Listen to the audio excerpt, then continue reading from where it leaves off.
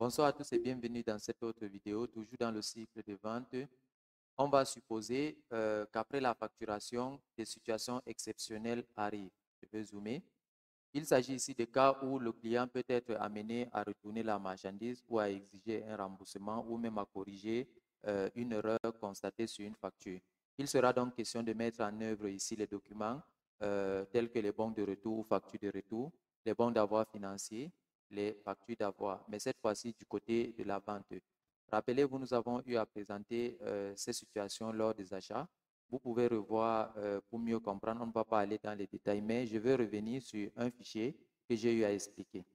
Donc, ici, vous allez retrouver ce fichier dans le chapitre 10, situation commerciale exceptionnelle liée à l'achat.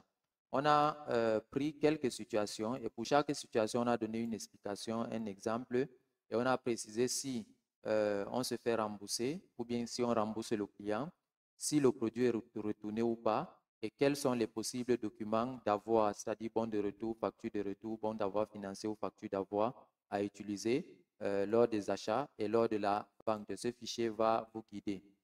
Par la suite, on a fait un résumé synthétique de tous les cas, disons de tous les cas possibles que vous pourriez rencontrer à 80%. Et on a eu à prendre des exemples. Donc, on va revenir juste sur ces cas-là et on va essayer de voir également comment cela se passe au niveau de la vente. Dans un premier temps, c'est-à-dire dans la vidéo qui va suivre, on va supposer que le client a retourné le produit et il s'est fait rembourser. Peut-être dans le cas où il a passé la commande du riz à Scott et par la suite ce riz était mélangé à du carburant, donc il a retourné et il a exigé qu'on lui rembourse. On verra dans les vidéos qui suivent le deuxième cas où il a retourné les 500 kg du riz mélangé à du carburant et on a remplacé par 500 autres kilos du riz. On verra le troisième cas où il va par exemple retourner 2 palettes de 24 bouteilles d'eau Supermont et échanger cela contre 2 casiers de 24 bouteilles. On verra les deux cas de figure, le cas où on va lui devoir et le cas où il va nous devoir. Vous allez comprendre, puisque l'eau Supermont et le jus Fanta n'ont pas les mêmes prix.